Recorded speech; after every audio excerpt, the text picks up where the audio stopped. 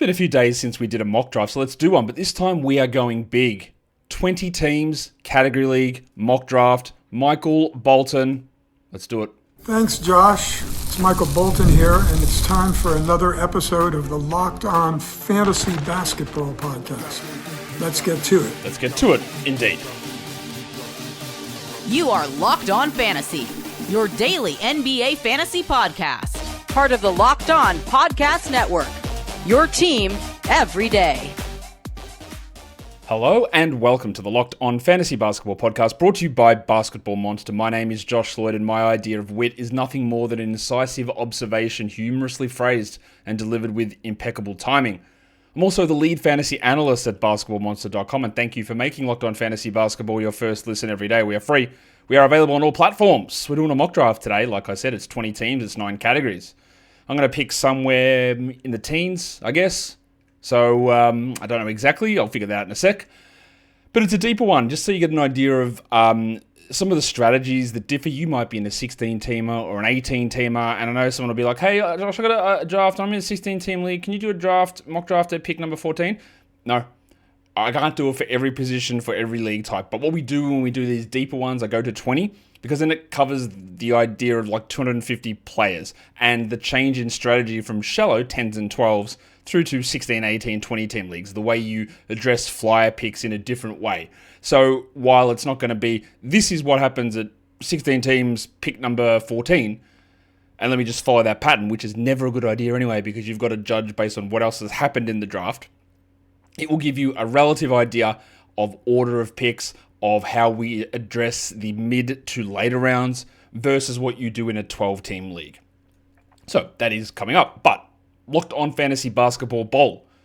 Every league had filled up, but now there's more. You can go in there now. There is a new head-to-head 9-category tournament, 120 teams, and a new points league 120-team tournament in there as well. Slow drafts that will begin next week. So, Linktree/AlloFB Bowl, go in there, click the links, sign up. You can also find the link in the description, QR codes on the screen. Of course, we also have the FBI World Cup that is rolling at the moment. So the link for that is in the description. There is almost 600 teams in it at the FBI World Cup. They are 12-team leagues, 14-man rosters with redraft phases during the season. So check out the FBI World Cup as well as the Locked On Fantasy Basketball Bowl.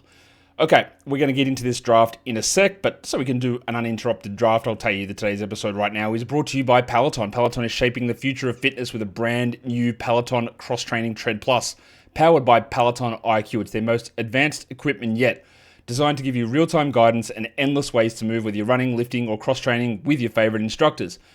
This is training reimagined. Peloton is built for breakthroughs with tools that help you plan, stay motivated, and reach peak performance, because the Peloton IQ system is able to give you coaching. It watches what you do. It tells you, hey, fix that up, mate. Tighten your form. Get your reps in order. Maybe your weight's a little low. Maybe it's a little high. It corrects all that stuff, and it tracks it, and it's able to help you achieve your optimal results. The swivel screen is a game changer. You can go from running on the Tread Plus to strength training without missing a beat. And of course, there's the personalized class recommendations as well. So let yourself run, lift, flex, and push forward. Explore the new Peloton Cross-Training Tread Plus today at onepeloton.com. Today's episode is also brought to you by FanDuel. NFL season is here. So that means that FanDuel is ready to rock and roll with an offer that you don't want to miss. Right now, new customers can bet just $5. And you get $300 in bonus bets if you win. That is right. Pick a bet and put down $5. And if it hits, you'll unlock $300 in bonus bets to use across the app. There are so many ways to play: parlays, straight ups, futures, live bets, live lines, live spreads, live totals, live player props. All that stuff is there on FanDuel. So once you win your first $5 bet and you get those $300 in bonus bets, you can put all of that to the test, show your knowledge, and have some fun on FanDuel. So what are you waiting for? Go to FanDuel.com to download the FanDuel app today and get started. All right, so we are headed in now to look at a mock draft. Let's do it. All right, let's get into the draft room now. Because it is a 20-teamer, it is going to look squished on your screen. So be aware of that when you're viewing it to get all 20 teams on the screen. I'm actually picking at number 20 in this draft, so obviously that's right down near the end.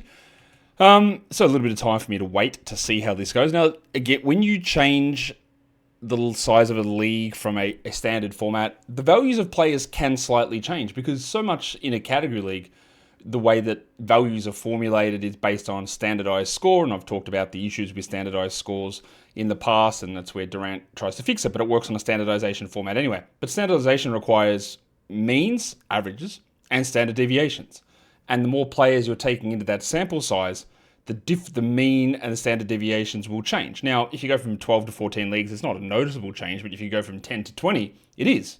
And that can mean that certain categories become easier to acquire, certain categories become harder to get, changing the relative standardization of these scores. And then we get into more theory stuff regarding mid and late rounds and how we attack those sort of things. So the draft is off. We've got Jokic, we've got Wemby, no surprise there. We've got Luka, we've got Shea, just refreshing that because it wasn't updating on the screen. Standard top 4. Yuri's there picking at number 4. Good to see Yuri in this draft. She got Shea. And then I'm guessing Sosa is going to take the big fella Yanni at that spot. But, yeah, time is running down. So we'll see exactly what he is trying to do here. What I am trying to do? Well, I don't know because I'm at pick number 20. So we're going to wait. Sosa, my guy, you're here. Make the pick. What are you doing? Send the video. Bro. All right, let's go back. Make the pick. Come on. I know you're in the room. You just told me you were in the room. There we go. So you don't Giannis anyway, but I just need to make sure you're actually active and making the selection that you need to make. So Cade goes at 6. You're seeing that more and more. Trey at 7. You're not seeing that more and more. That's interesting. Didn't know. Yeah, I thought almost certainly that would be either of the Ants, Edwards or Davis. But Trey at 7. I don't like Trey that high, and I have always for a long time been a proponent of Trey ahead of most other people who will say, no, he's actually a 4th round guy, there's too many turnovers and bad field goal, blah, blah, blah, whatever it is. This bloke, I know he's here. Make the pick. He talked to me before. Make the pick, big dog. Thank you. Devin Booker goes at number 9, Harden at 10. Yeah, the thing with Trey is that, again, there are certain, I think his free throw impact is overvalued in traditional standardized scores, and that's part of the problem with where he goes, I think, in drafts. But he's also a guy that has some limited contributions in other areas, and I'm not that worried about his field goal percentage. That's fine, whatever. But I do think that taking Trey Young that high is too high. So after Harden, or Booker goes 9, I haven't really seen Booker go at 9 many spots, but Harden 10, Steph 11, Durant 12, the old group there, which I think is reasonable to pick those guys in that spot because it is a weird spot in the draft. Now Amen Thompson goes at 13. That is intriguing. It's intriguing to me that Anthony Davis has not gone, which is a little surprising to me. Amen goes at 13, Towns goes at 14. No matter what you're worried about with Davis, this has to be Davis in this spot, I think. Like, I don't know why. Like, while I'm not a Davis in the top 7 sort of a person, I'm 100% a Davis needs to go here. Mr. Jar, I saw you in the room. Thank you. So he takes Davis at 15, so that's better. Cool Jays man. How cool are you, my guy? Are you Jays man because of the Blue Jays? I guess that means you're from Toronto, so the coolness can't be that high. Oh, yuck. Oh, yuck. Don't take Jalen Brunson there. That's disgusting. Bro. Anyway, I'm glad people believe things that are different to me because I would not touch Jalen Brunson inside the top 20, and you took him at 16. Donovan Mitchell goes at 17. We are getting closer to my pick, and I'm going to be stuck with a really interesting one. Is this guy here, Old Cloud? Are you here, my guy? Hopefully you signed up for a draft and then ghosted. That would be sick. I really would appreciate that. Looking good from you, my guy. Really, really strong stuff.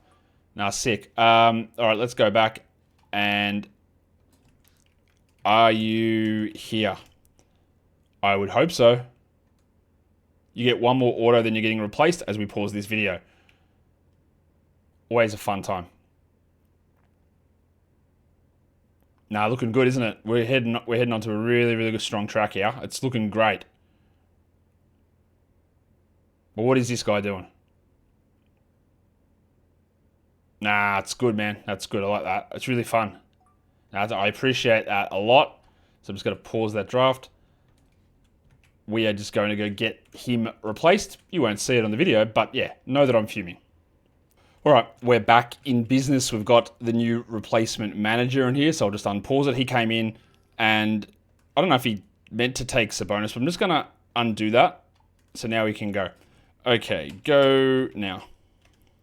He might just take Sabonis anyway, and then we're off and rolling. Okay. Always love it. It's fun, man. It's so fun when people just jump into things and then back out. I love it. One of my favorite things about doing these. Come on, man. Are you going to pick or what? You're in here. Here we go. So he takes LaMelo Ball. Now, I don't know what I'm going to do. Am I going to take Sabonis? Because I'm not big on Sabonis early. But maybe we're getting far enough down here. So it goes Mobley at 19. I'm going to take... All right, should I just... I might take...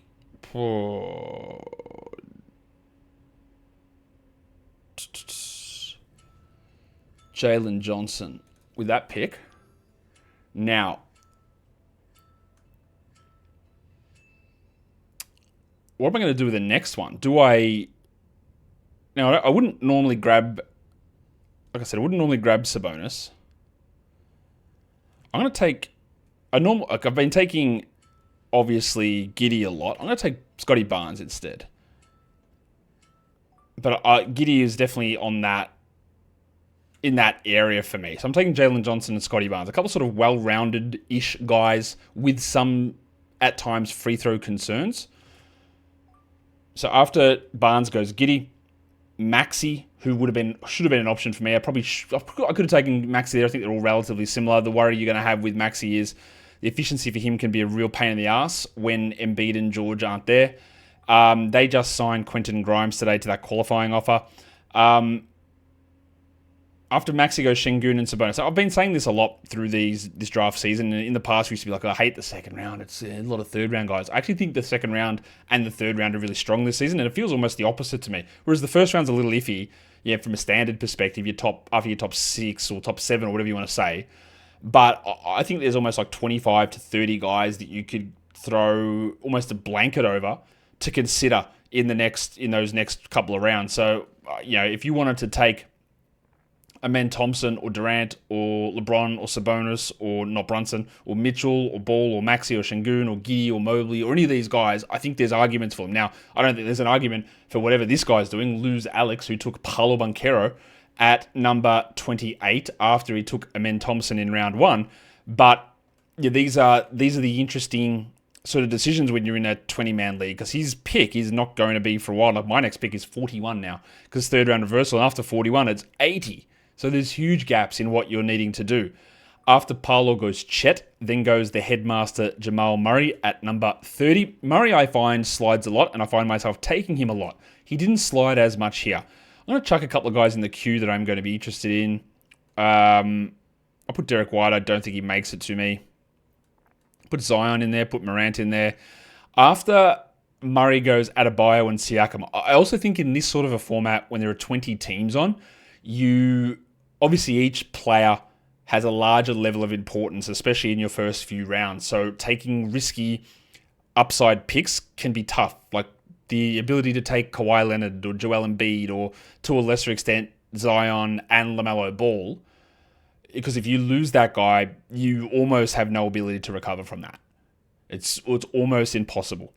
So after Siakam goes Jaren at 33, Flag at 34, which feels a little early.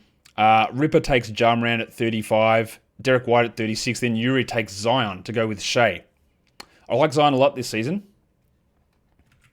It's an interesting spot to get him. I did think that he would fall, given the format, given the depth of the league. Jaylen Brown goes next at 38.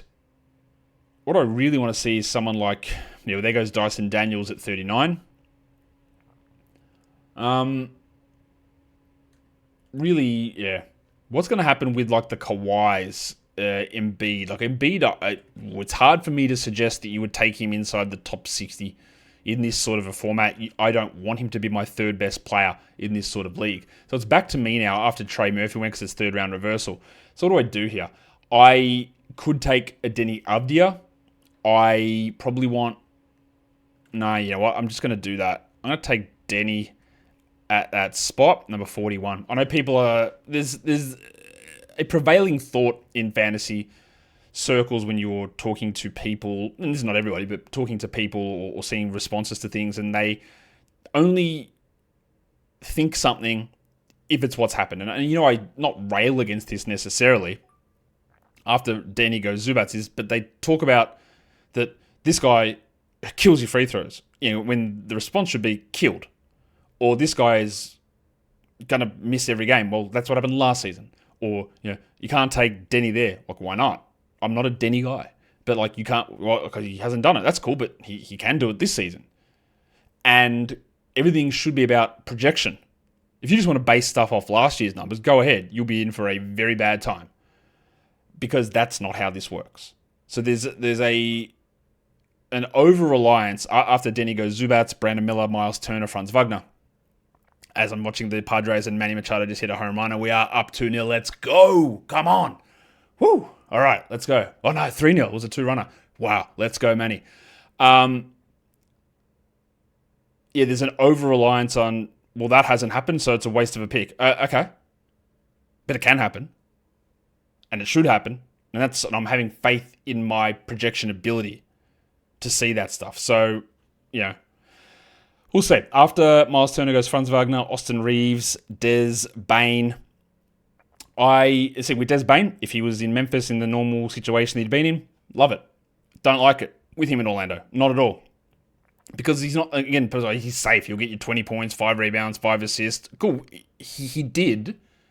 But will he? And they are different questions. And I think we always have to ask ourselves those questions. Like, how does it all fit in different scenarios with different coaches, with whatever? After Bane goes Kawhi, then goes James Butler at number 49, James Butler the third. In fact, that Kawhi pick was an auto pick. It says there was connection issues. You know, I can't be bothered going back and changing it, to be honest. Your first 2 picks were bad anyway, so maybe just stick with the third one that's bad. I didn't make the pick. Did you make the other 2? Sorry, Alex, but I got to have a bit of fun. All right, you know what? I'll let him go back. Let's undo. You can have redemption. Go lose Alex. And let's see what you do with this pick now. Because, you know, De'Aaron Foxy picks. Okay. Fox is going to be out to start the season. I don't believe I would have picked... 48's not bad, actually. I don't mind Fox at that spot. But he is right to not want Kawhi in that spot in this sort of a draft.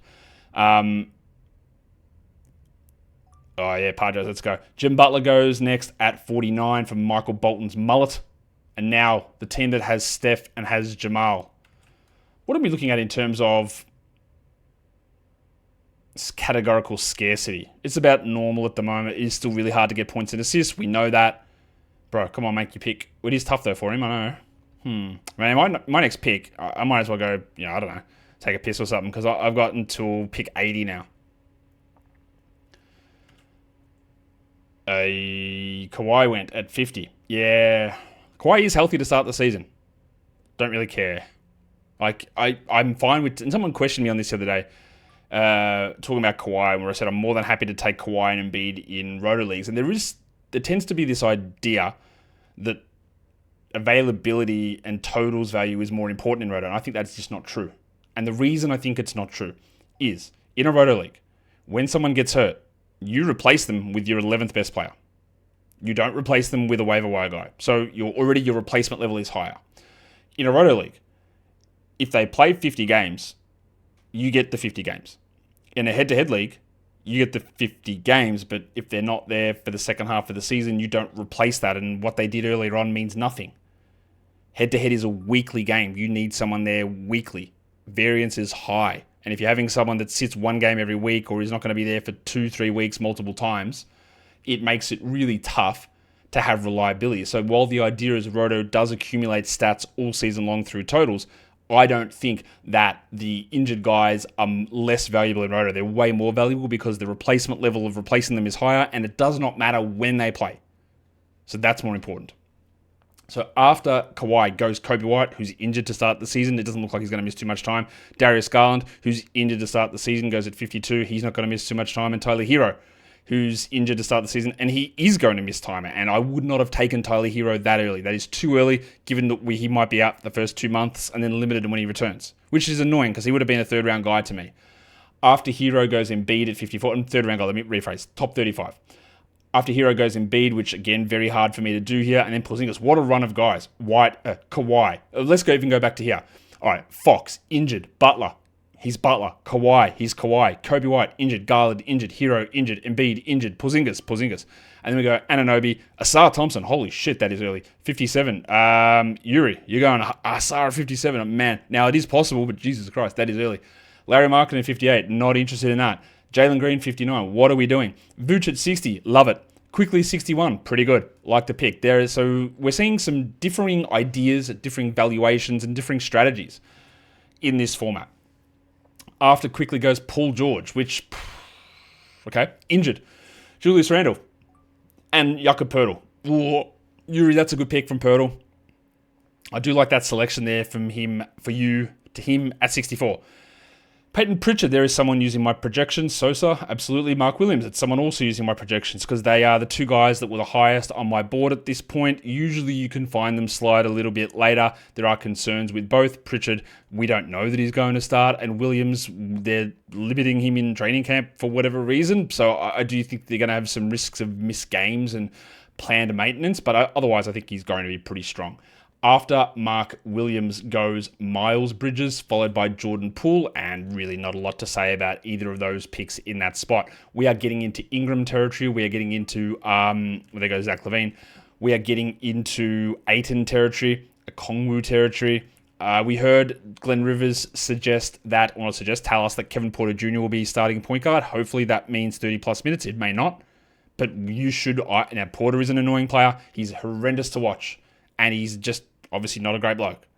But his ability for points, rebounds, assists with steals and better percentages, which happened last season in a small sample, but it did happen. And he's a starting point guard. With usage, you should be interested in that. After Levine at 69, Giggity goes Duran at 70, Gobert 71, Klingon 72. Are we doing centers now, are we? Is that the memo? It's center time. I'm going to put Ayton in my queue. I'm going to put a Kongwu in my queue. There goes Jarrett Allen. You know who else is going in the queue here for me? Is Alex Sarr. We have not got any updates on Sarr's calf injury, so I'm going to assume that it's okay. But because we're getting close to my pick, he would be a nice selection for me. So you'll see that my team is all relatively young. Jalen Johnson, Scotty Barnes, and Denny Abdia. Mikal Bridges goes at 74, so I add another younger guy with a Kongwu or Sarr onto that, and helps me against the old farts, as I just watch Adrian Murahone cook at the moment. Mikal Bridges, 74. Yeah, that's just too early, man. I don't really get him at that spot. I'm not hating on it. I'm not that against it, but it is a little early. This would be nice. What's going on with this guy, Mr. Ja? Are you there, mate? If you auto, I'm going to be annoyed, but I will reverse it. Connection issues? Bro. If you don't pick again, you're not getting replaced or anything. This will just go auto otherwise.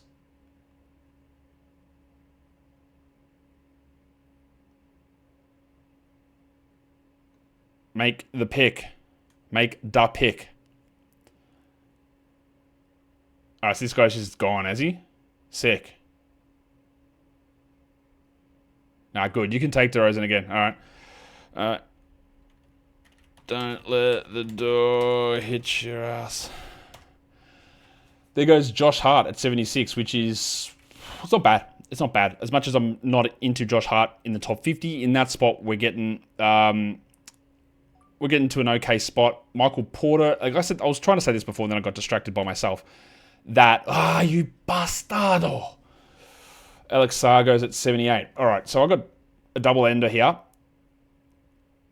I got the old double pick at the turn. So I am a DP enthusiast, so that means I've got a minute to take my two. Well, there goes Ayton. So my two guys in my queue there are Kongwu and Ingram. I did want Saab. The other one I can get here is Kessler. I won't though. Let's take a Kongwu. What's my free throws like? Oh no, maybe no. Let's actually take Kessler. I am worried about getting jazzed. I'm worried about getting jazzed, but I think getting Kessler at 81 works pretty well. Ingram would have been nice there for me, but obviously not a particularly trustworthy player. But he should start to go really soon. Come on, Adrian. Let's get this guy out. Damn. I'm not finding myself getting Matas Buzelis in many drafts. If you harken back, if you've been here all off-season to the very first mock draft I did, I took Matas Buzelis at pick 77, and it was ridiculed highly. Also, I didn't mean to take him there, but I had him at the top of my queue because I was like, we are targeting this guy, and this is where I have him ranked. Now you are seeing this happen all the time. So we are getting into sleeper creep, I like to call it, where I don't like to call it because I just made up that term now, but where we talk about a guy being a sleeper in Buzelis and everyone just goes higher and higher and higher. Now, I don't think there's anything wrong with taking Matas at pick 80. I think you can hit that number like really easily. There's no concern with that. But I do worry that him being touted as the ultimate sleeper guy is going to then people start, again, this is the problem with that, is that then people go, well, I've got to get him. I'll get him in the 60s. No, you don't. You just leave him. 80's good. I like it. I don't like that pick. After Buzelis goes Brandon Ingram, which I do like at 83. Hardenstein at 84. Then Superman Khalil Ware at 85. I just have no faith at the moment in what Miami is doing with that rotation. I am a little concerned about how they're going to do it. Now, Mr. Jar decided to just leave because he's a, whatever you want to say. Good bloke. Yeah, good bloke. So he takes Nas Reed, timer expired. Let's put that, and that dickhead's gone onto auto now, so that's fine. All right. 34 picks until mine. Not that long to wait, obviously. After Nas Reed goes Norman Powell at 87, which again, you're looking at this is where these drafts can be a little bit of a mess with your mind scenario, because you're in the 5th round and Norman Powell's your 5th best guy. Like, what's going on? Bradley Beal at 88. Simons at 89. I don't like Simons there at all. I'm quite concerned about what is going to happen with him in Boston, and his skill set is not diverse enough for me to do that. So the Beal one, I would have waited another round or just missed it. Powell is fine. Simons not interested. Andy Nembhard goes there. Oh, no, so he doesn't go there. What am I talking about? Sorry for spoiling the pick. Nembhard hasn't gone anywhere. He is just sitting there in the list. There goes Cam Johnson, who was in my queue. He goes at number 90, followed by Johnny Collins at 91. These are all reasonable picks. We are definitely in Kevin Porter Jr. territory. I'm sticking him in the queue. There is zero shot that Porter gets back to me. Like zero. We are 28 picks away. He is not coming back to me. The other one that I want here is Kamara or Tari Eason. Christian Brown goes also there. Brown is just, it's all efficiency. And I do worry about the stickiness of some of that. Kamara is at 93. That's a good pick. Also, it is worth remembering in deeper leagues. I know sometimes in these drafts I'm going a little bit off tangent. In deeper leagues, right, is we talk a lot about average numbers. After Nembhard, who ended up going at 94, which is okay. There goes Shaden Sharp, 95, and Porter, 96, which I like. Draymond Green goes 97. We talk about the averages for categories where it's like 1.9 threes and 18 points and 5.5 rebounds, 3.5 assists, 1.1 steals, 0.8 blocks, 48 and 80 is your percentages averages. When you go to a deeper league, those league averages change. Your average for scoring is different now. Like, it's not 18 points. So when we're talking about an average scoring contributor, you're in a 20-man league, you're talking about 13 points. When you're talking about average rebounds, you're talking about 5. When you're talking about assists, you're talking about like 3.2. When you're talking about steals, you're talking about, what's the steals average number? Let me double check it. I will find it. Don't worry. Maybe I won't. Maybe I will. Maybe I won't. Why can't I find it? This is great. Great podcasting. Steals average is about 0.9. Blocks average is like 0.5. So things do change. So when you're considering if someone's, and I don't like the phrasing of positive or negative, but if you want to use that, like instead of 18 points, instead of 5.8 rebounds, you're talking about 5 rebounds, 13 points. Big difference. 18 to 13, huge difference. 0.5 blocks instead of 0.7. 0.9 steals instead of 1.1. 3.2 assists instead of 3.7. All right, let's talk about what just happened. After Draymond goes Cam Thomas, Tari Eason, I like it. McCollum at 100, Drew Holiday 101, both pretty solid. I worried a bit about CJ, and in a league that is deeper like this, he's your 5th best player and he might not be there in the last 2 months of the season is a worry. DiVincenzo at 102, I like that. Portis at 103, probably a bit early. Zach Edey 104, Yuri, I would love it if he wasn't injured to start the year, but he is, so I don't. Lively 105, way too early. Tobias Harris 106, fine. Wiggins 107, really good. Claxton 108, actually pretty good. Pretty solid. And most of these picks for most of the people in this draft have been strong most of the way through. A couple that I've had taken issue with, but also, who cares? Mathurin is a really strong pick at 109. Vassell at 110. By the way, the Spurs starting lineup today in training camp, there's no Fox, there's no Harper, but it's Castle, Vassell, Champagny, Barnes, no Sohan. Now, in a draft like this, Harrison Barnes, unbelievably, will have value. I'm not taking him at any point soon, but he's my poster child of don't waste your bullets on this guy.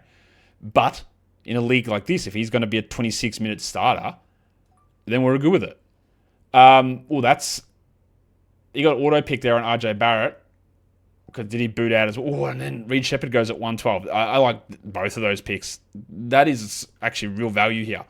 Is this lose Alex guy after he cried last time about timing out? Is he gone? Nah, he's back. The big fella doesn't let me down. Herb Jones, good pick. I'm zero interest in Jalen Suggs. I think he's going to be injured to start the season. I love Suggs, but I think he's going to be. Well, I know he's going to be hurt, so I'm not interested in that. I'm just chucking a few names in the queue there. You can probably see if you've got eyes that are good enough. Yeah, it's a really interesting spot for Reed because, again, it is probably the right area. But now he's your 6th best guy. So there goes 2 guys that I had in my queue, Keegan Murray and Jaden McDaniels. We are 4 picks away from me. I like Pajemski here. By the way, we know now that Keegan Murray, what's his name? John Kuminga is signed with the Warriors. I don't think he's going to start. Obviously, the two sides don't like each other. He is fine as a deeper pick, but this doesn't mean that he's a high-end option at all. And he can't be traded until after January the 15th. D'Angelo Russell, Malik Monk. Malik Monk goes in the 80s sometimes, which I hate. Taking him there, I like. That's a really sneaky, good Aldama pick there at 118 as well. And as we get to my pick, as the big fella took Bazelis last time, what's he going to do now? What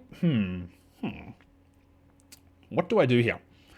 I would like... Jesus Christ. There goes Jalen Suggs. I need... Let's get some points with Jaden Ivey. Now, the question is, I think it's... Cam Whitmore is interesting to me here. I am pretty intrigued with taking Whitmore, but I'm going to leave it. I think... I'm going to take Pajemski there. I had a few other names I could have gone with. DeAndre Hunter, Scottie Pippen, Cam Whitmore, Aaron Gordon. Injured Scoot, maybe Kuminga. Maybe a Ricochet. We're not quite in the reach up for this guy because they're going to have value in the first 2 weeks. Jay Huff early. I'm not sure if that guy is aware that Isaiah Jackson is currently the starter for Indiana. After Huff goes Neesmith, Filipowski, Castle, and Gordon. I'm going to throw Cater into the queue. I'm going to throw Isaiah Jackson into the queue. I am going to load up on Boner as well. After Gordon goes McConnell and Oubre. It's a good Oubre pick. Pippen is also someone I will take. Stick him into the queue. Okay, we're so far away from my selection.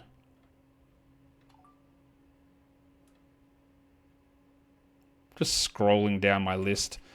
Little surprise. There goes Isaiah Jackson. It's a good pick.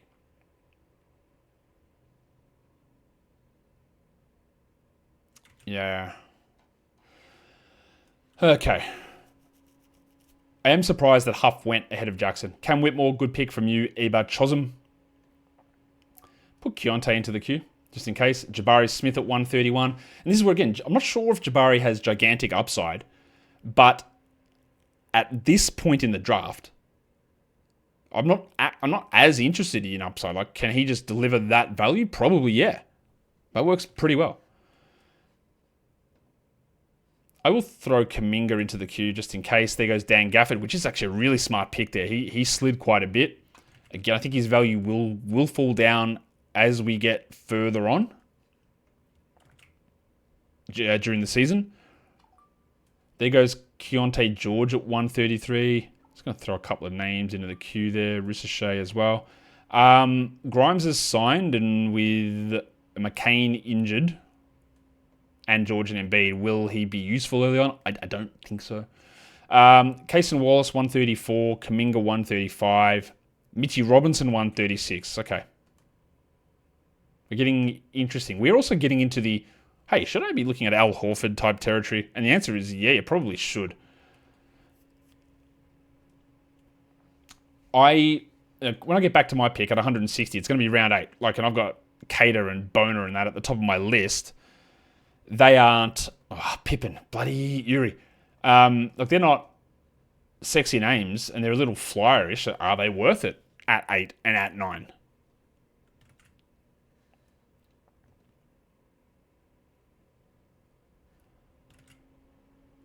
After Pippen, what is Dinamu doing? Well, he's autoing, so that's sick. Takes Scoot then. No, he takes Colin Sexton, so he must have had Sexton in the queue, which is fine. There goes Grimes at 139. I think people are like, well, Grimes signed, McCain is out, let's take him. I don't think that that's going to work super well. I'm also going to be intrigued to see what people do with Kyrie, what people do with DeJounte, because you can't take them now. You can't take them at this point. And get replacement level in a draft like this is just way worse. So if you're taking them with your 8th pick, you put him in IR and you're grabbing the 290th guy off the waiver wire, then that's not very good.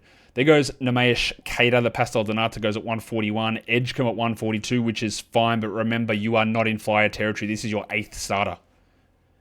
And I am not overly convinced that he's going to be good enough there. So this is where like some of the boring guys come in.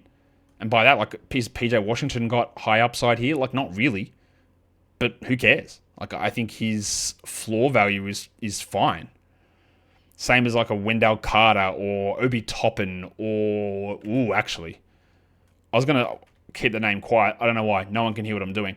Davion Mitchell is a name that I'm just going to throw up the top of the queue there with Boner, with Hunter. Obviously, Mitchell's value will drop when Hero comes back, but I think we're at a pretty reasonable spot for him. Bubba Carrington goes at 143 as this big fella auto drafts him. Sick. There goes Yuri. Can you, like, stop? That is a Dembona. My battery died. I'm coming in 2 minutes, 14 picks left for mine. What do you want me to do about that, my guy? I can't charge the battery for you. Thanks for letting me know, I guess. I know he's injured to start the season, but also, as much as I don't want to take Bilal Coulibaly in 12-teamers, at this spot, I will take him. Keyshawn George also. Well, there he goes. Thank you, Ripper, for taking Georgie. I'll throw Bilal in there. Scoot is, it's a little tough with the injury.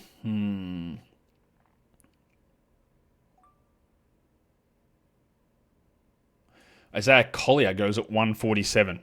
There is a different cadence to this draft. I'm sure you can tell. I'm a little surprised and happy. PJ went. Musa Diabate went 148, PJ 149. Like, I'm surprised that Hunter and Mitchell haven't gone. We are getting close enough that I'm going to be annoyed if I miss them now. But we are getting close enough. Mitchell goes. How about 8? Shit. Grayson Allen. Yeah, I am a little interested in that. I'll let you know who I'm also going to put into the queue. Old mate Little Chungus. There goes Wendell Carter. I like your thinking there, lose Alex. If I'm going to criticize some of your other picks, I'll say that's good because you're not going to take Wendell in most 12-teamers, right? You just generally won't, but he is like rock solid there as your 8th guy. You're getting a guy who's a starter. Like, that's great. There goes Scooter Henderson. There goes Eve Meesey on the auto pick to Mr. Jar, who is now 100% dead to me. We are easing closer to me getting DeAndre Hunter, which I can't believe I'm excited that that's a thing, but it might be, although I can see one of these other jobless freaks not taking him. Well, they are taking him. Lonzo Ball goes. Keon Ellis goes. Nah, we're getting too close now. I know I'm going to lose Hunter. Imagine me getting excited about DeAndre Hunter. It's embarrassing. Bloody, you know who else is interesting in this spot? And this is a disgusting thing to say. Jeremy Grant. Oh, that's... Jalen Wells. What are we doing there? 158, Jalen Wells. Fanapant's also a good option around this area that we'll just throw into the queue. There goes Christoph Middleton. So, I can, somehow, get DeAndre Hunter at 160. Now, Al Horford would be good. I would like Al Horford here. But, at pick 9 for me, my 9th pick, 161, my next pick's 200. Do I take the upside there, Little Chungus? Yeah, it's a lot of names there that I like. But I'll take Little Chungus at 161. That's annoying. I'd assume it would be good here. Ryan Dunn would be good here. D'Anthony Melton's going to be out to start the season, by the way. We're not ready to start. I think we're looking at Dylan Harper time as well around here. I'm a little surprised that Luka Garza has not gone, so he will just slide in. And so will the big cock himself, Ryan Kalkbrenner. Oh, Jaeger Yeoman goes. I like that pick. At 162, then goes Bilal 163. Both good selections. Then Al Horford. Damn it. All right. I didn't think he was getting back to me, but they're all good selections. I think you sort of know that not getting back to you. It's just annoying when they go 2 picks late. I should have. But maybe not. No, I'm good with my picks. I'm pretty good. It's a bloody hard draft. Picking from 20 is hard. After Kuzma goes Ace Bailey. With your 9th pick, you are having a level of reliability on him. But we're getting close enough to that area where I think it makes a little bit of sense. Oh, Brook Lopez is also going to be a good pick here. I'll throw Ty Jerome and Dylan Harper into it as well. Mr. Jar pick Bailey with the auto pick. Now, is this someone else that's left? Huge Lop? No, he's around. Con Knipple. Good pick for the big areola. Dylan Harper, 168. Okay, so we're getting some rookies off the board now. 3 in a row there, in fact. 4 in this round if you include Yeoman, which you should because he's a rookie. And Klay Thompson, one of the best illustrations of maybe he can be my Harrison Barnes replacement this season. Klay Thompson for the guy that is like washed, obviously. You don't want in a 12-team league, but in a deeper league, there's a level of stability there with Klay, which actually makes quite a lot of sense. Ooh, Brycey Sensible. Probably doesn't work. Probably doesn't. But I like it because I think they should be giving him more minutes, and I do want to see what he can bring. I'm going to throw Chris Paul in as well. I've got the 2 old Clippers there. Goga 171. Paul is going to play and do... Kalkbrenner, another rookie goes. Leak Beasley. Leak Beasley doesn't play for anybody at the moment. So what the hell is that? Sam Hauser goes at 174. Also, it's be like taking Russell Westbrook. Jeremy Grant 175. Love that. Love that from you, Ripper. Oh, really love it. Gaz Trent 176. Can't say I like that, but it's not terrible. I also like the fact that people in this draft have said, no, we're not taking Kyrie. We're not taking DeJounte. We are way too early in our squads to be doing that. It makes a lot of... It's the correct way to do it. Now, Yuri, what are you going to do? You're going to take someone off my queue, almost certainly. Kevin Huerter for you? Or Brook Lopez? I feel like it's going to be someone to annoy me. Chris Paul, of course. It was the other person on my queue. Chris Paul, thank you. Ayodesumu goes next on the old auto-drafting legend Dynamu. Noah Clowney. Cage Strokingham. Clowney's interesting. I think it's Fanapants. I like him as a later pick. Feels a little early just given the nature of this league, but whatever. There goes Brook Lopez and Luka Garza. So my queue just got cooked. Sick. Michael Conley goes. And that's your 10th starter. I don't think I would have taken Conley there. Yuri, I worry that he's just not even a top 200 guy. I'm going to throw Obert Toppin into the queue. Who else have we got that... Karis LeVert is an interesting play here. And then I'm going to start to determine... Young Hun Sen goes at 185. I don't think that's going to work. But whatever. I've got to determine who is my upsidey play here, because this will be my 10th and 11th pick when we get to it. Is there a guy that makes sense there? Not really. Not really. Oh, maybe it's Ryan Rollins. Oh, there goes Toppin, so I guess I'm not doing that one. I'll just put Ryan Rollins there. It might be a steal for me. We'll see how that goes. Like, do I try Julian Champagny? Cole Anthony goes ahead of Ryan Rollins. Interesting. Thibault at 187. Well, we know what he's going to bring, obviously. Steals and blocks and nothing else.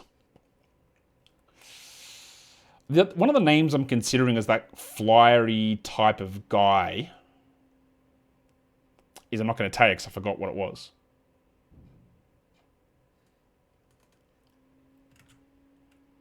Ty Jerome goes. I completely forgot what I was going to say.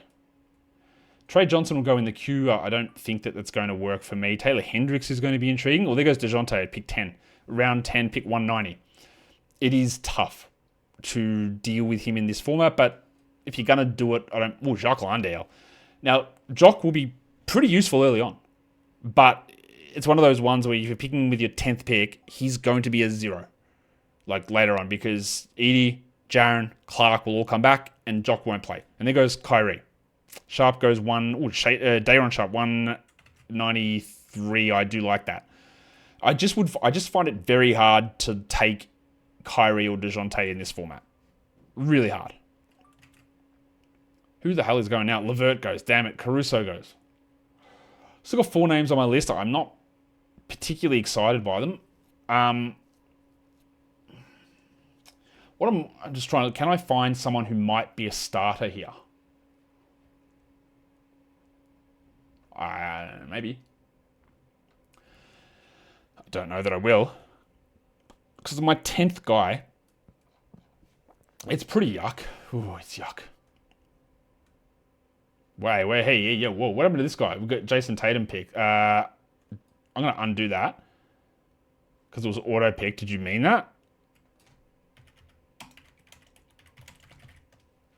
If you want to do it again. And now he's out of the draft room. Oh, I guess he can have him then. He must have been at the top of his queue because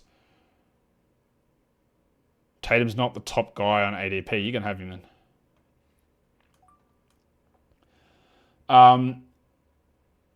Yeah, you can just have him. Sohan, who again is not starting, but I don't mind the pick, and we are getting very close to my selection here.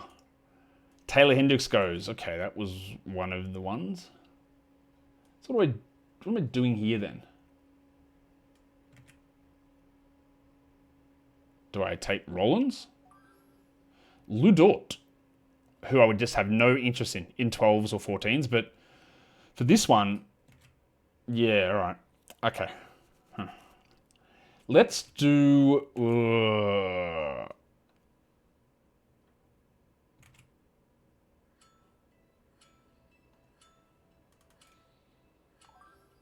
Let's do Rollins. Now, I don't know that this is going to be what he does, but let's take Champagny. I don't know that he's going to start, but he is at the moment, and that is a bench player for me. I'm going to throw Duncan Robinson and Bud Hield and Valanciunas into the queue. Ryan Dunn as well.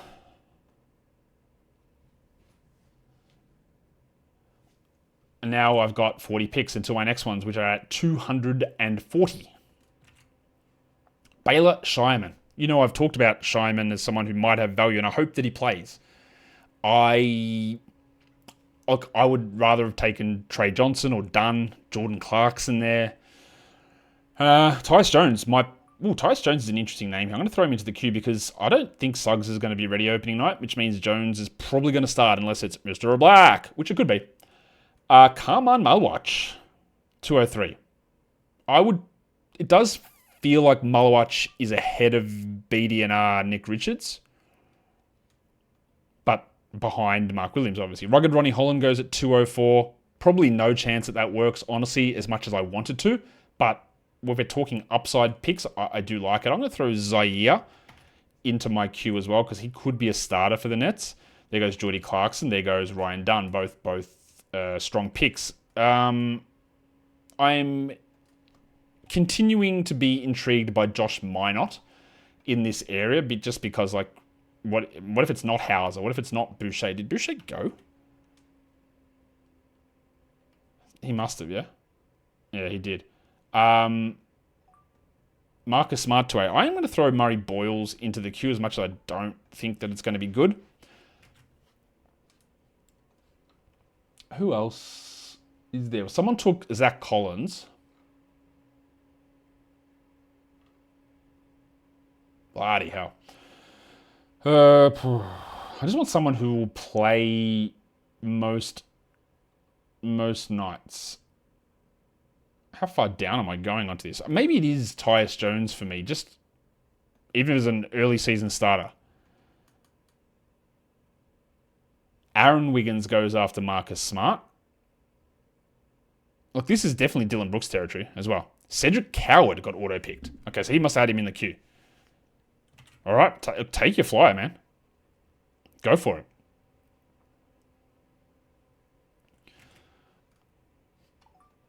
Someone said the app is glitching. Like, it hasn't glitched a single second for me, so I don't really know why people are saying that. Trey Johnson goes. Dylan Brooks goes. These are very reasonable spots to be taking these players.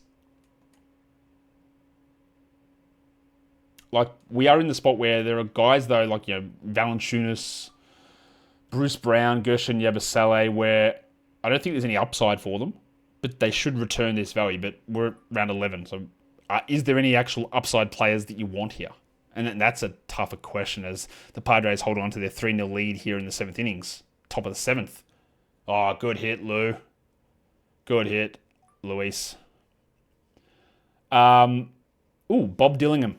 215. Is that going to trigger someone? Well, it's triggering me to take Terrence Shannon. So I'll stick him in the queue. Yuri takes... Oh, you absolute prick, Danamu, taking Tyus Jones. Why would you think of Tyus Jones there? That was my thought.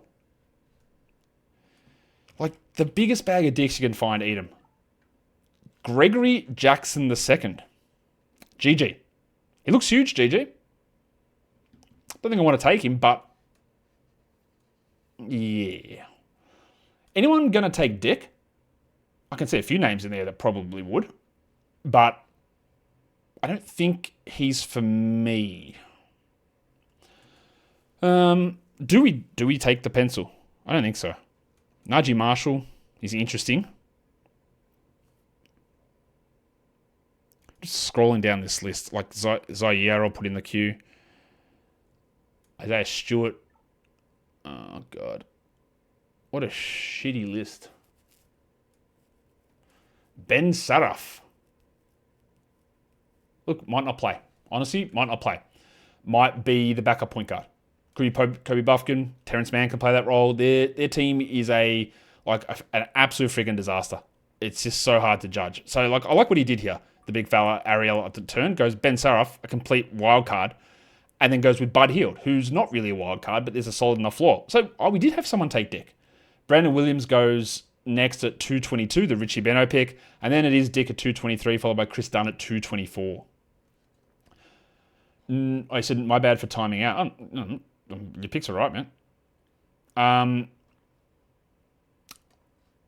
I will be... Look at that. My list of names is so uninspiring. A 20-team leagues usually is deep. Yes. Like, this is a standard roster. I know there'll be people who go, we've got 20 teams, so let's cut our roster down. What for? Just make it... Yeah, anyway. Mr. Black goes to 225. Trey Mann at 226. The deeper the better. That's what she said, Yuri. I enjoy that. And I've never seen the TWSS abbreviation, but I like it. TWSS.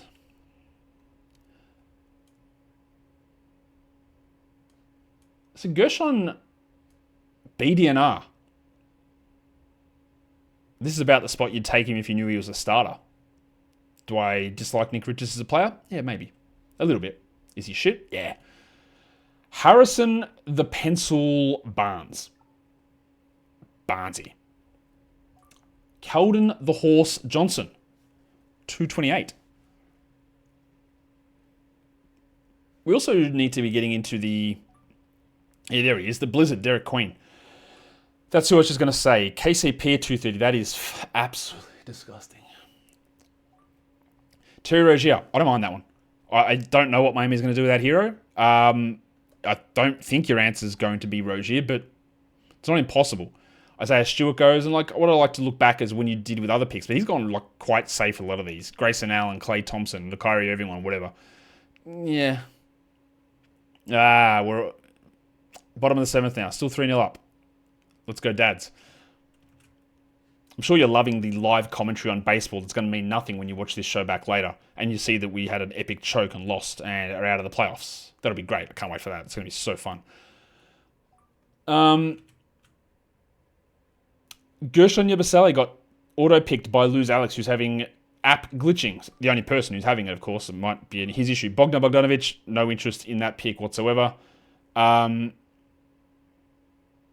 Murray-Boyles, I did have interest in that pick, and you took him. You took him from me, and that's annoying. Max Christie? Jesus Christ, that's a name I haven't heard of in a while, and I don't think we should be doing it. Oh, you didn't take Josh Minot. How did that happen? Wow, Josh Minot going. Thought I'd be the only idiot who'd be even close to considering Josh Minot. Apparently not.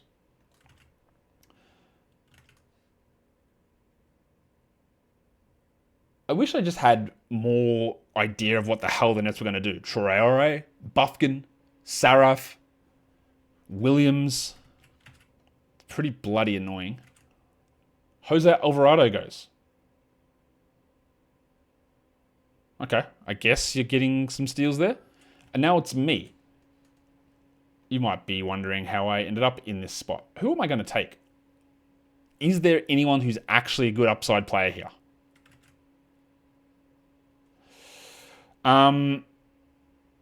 Let's just... Terrence Shannon might fit that bill. And let's take the guy that he replaced as well, Nickeil Alexander-Walker. Oh, that's the wrong player. I took Najee Martin. Well, that's just me being a dickhead. I saw N and thought that was Nickeil, but it was Najee. That is my bad. That is not who I wanted. I wanted Alexander Walker, who was also in my queue. Oh, well. What am I going to do? Idiot. Well, there you go. We all make mistakes, me more than others. DeAnthony Melton at 242, Jarris Walker 243. What's the odds, do you reckon, if you're watching this live, of those four names in my queue? Quinton Post, Trey Jones, Zaire Williams, and Nickeil Alexander-Walker. What is the chances of any of them lasting back to me at pick 280? It's got to be zero, surely. Has to be close to zero.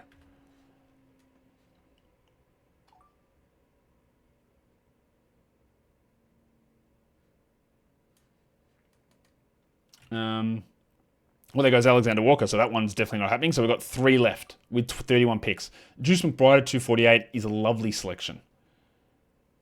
I am very much interested in that one. There goes Zaire. 2 left. Not going to happen, is it? The odds are dwindling, my guys. And the fact that Trey Jones is at the top of this list. Jalen Smith goes 250. that is a good one. That is a good pick. By the way, we saw Thomas Isolo. This shouldn't be a surprise to him, but said we're just going to go absolute balls out and play super fast pace. So be aware of that. With your Grizzlies, you're going to get more stats. Noah Essengay. Now that is a flyer upside. Bro probably doesn't play every night. And honestly, he's probably terrible. But if you're going to be picking him, then why aren't we looking at Jeremiah Fears, the NBA's worst player?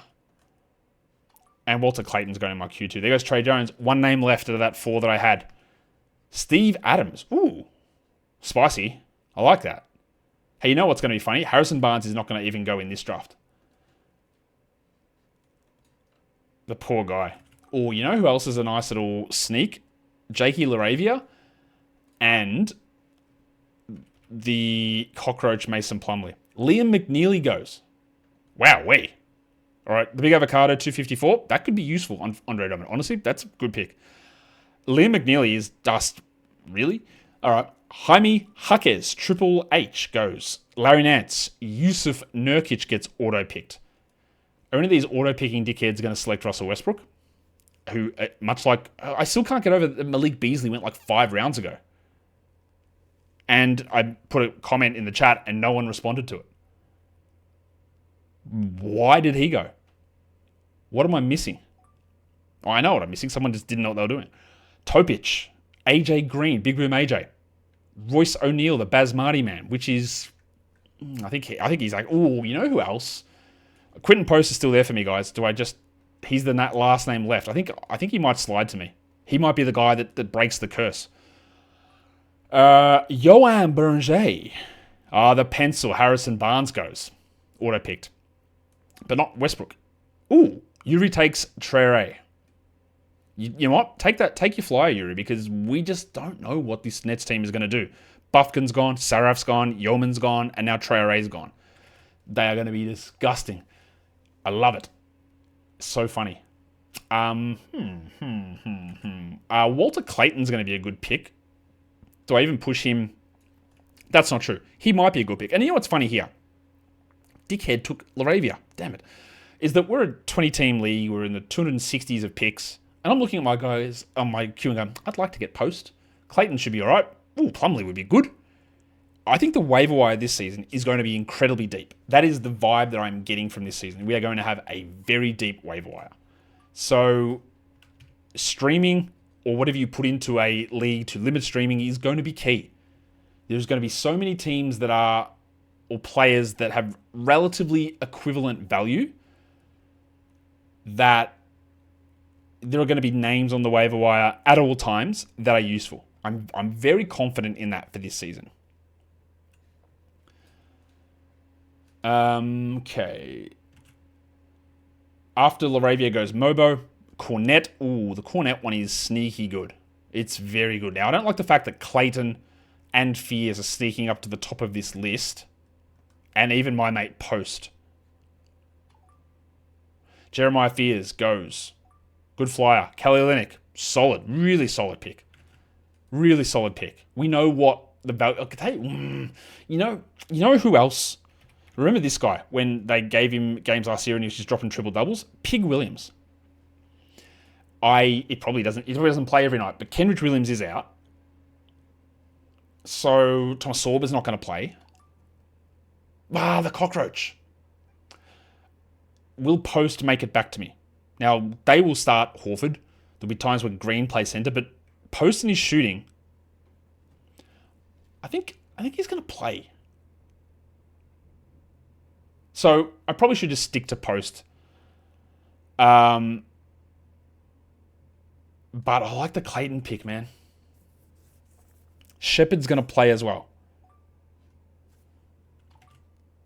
Carlo Makovic, he's not going to play. Mr. Jar took my man Walter Clayton. He's not even there in the draft. He's still sniping guys. How's that happening? Guys, we might do it. We might get back to the stage where those 4 guys that I had, one of them is going to be left and it's going to be Post. We are getting close. There's 4 picks to go. Will the Postman deliver? Mason Miller delivered. Bro, that guy is so good. The depressed penis, Sadiq Bey. There you go. There you go. No one has touched Patrick Williams, by the way. No one has touched Corey Kispert, players that people were high on at times. No one's touched Sam Merrill. AJ Mitchell. Xavier T. Illman, the cashier. It's going to be post time here. If this Fehava video, whatever, takes him, it's going to annoy me. It's going to be, and he doesn't know that that's what I've been talking about. He doesn't know that I've been saying this. He's just going to it's going to be a perfect coda on the annoyance that is mock drafting. Oh no, he takes Jalen Tyson, so I'm good. We're good. My apologies for Havar. Let's finish it with the postman himself, Quinton Post. And that is the mock draft. Now what I'm going to do, I'm going to make this screen a little bit bigger so that you can see my selections. Let's bring it across. All right, so I was at, don't do that. I was at pick 20. God. I was at pick 20 and I had Jalen Johnson, Scotty Barnes, Denny Avdia, third round reversal, Okongwu, Kessler, Ivy, Pajemski, DeAndre Hunter, Little Chungus, Nikola Jokic, Ryan Rollins, Julian Champagny, Terrence Shannon, Najee Marshall, which was an error, should have been Alexander Walker, and lastly, Quinton Post. That is a 20-team mock draft. 280 players deep. So, what did you learn? I hope you learned something. What you can learn from me here also is that Locked On Fantasy Basketball Bowl has 2 new leagues open, points leagues and category leagues. Jump in over there. There is also the FBI World Cup. Link in description to join up for the FBI World Cup. Thumb up the video if you're live, if you're on the YouTube app, on the mobile app, scroll across and give it a hype. Guys, we are done here. Thank you so much for listening, everyone. See ya.